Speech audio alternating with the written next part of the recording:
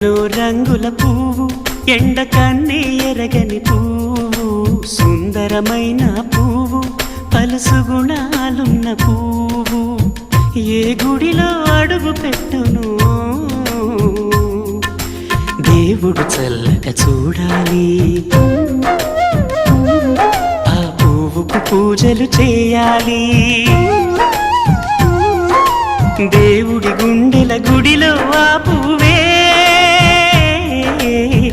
హాయిగా ఉండాలి.